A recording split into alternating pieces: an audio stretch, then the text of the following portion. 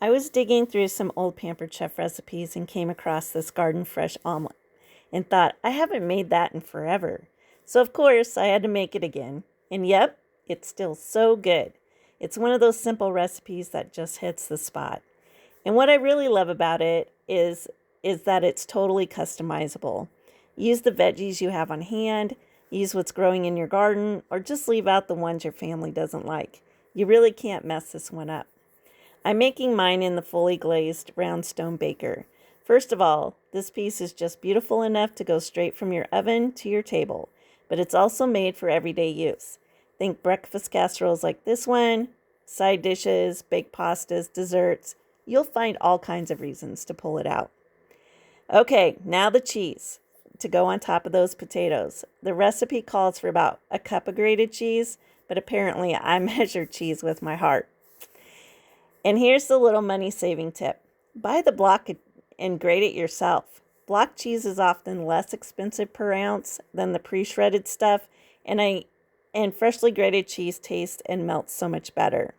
Pre-shredded cheese usually has added ingredients to help keep those shreds from sticking together in the bag, and when you grate it yourself, you get that fresh cheese with a really nice melt. Then I added some sliced zucchini right over the top. That's where you can really make this recipe your own.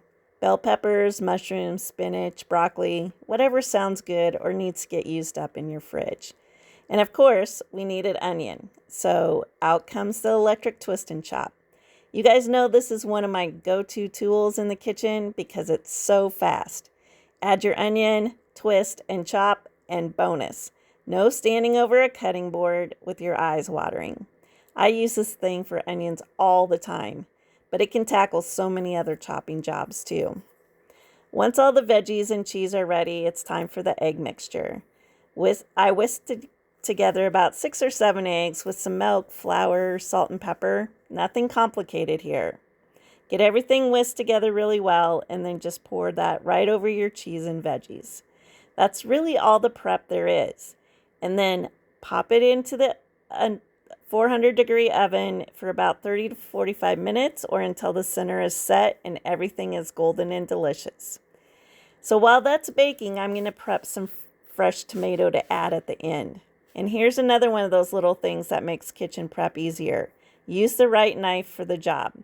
I use the tomato knife, which has a serrated blade that easily cuts through the skin of the tomato without squishing or crushing it. You get those nice clean slices instead of tomato juice all over your cutting board. I also wanted to remove the seeds, so I grabbed the pepper core. The smaller end works perfectly for scooping those seeds out. I love finding extra uses for tools I already have in my kitchen. Once the omelet comes out of the oven, just sprinkle those tomatoes right over the top. And look at that. You've got a warm, cheesy egg mixture, all those veggies, and then that fresh tomato on top. So good. Serve it for breakfast or brunch, but honestly, add a little salad or some fruit, and this makes an easy dinner too. And because you can change up the cheese and veggies every time you make it, it doesn't have to be the same twice.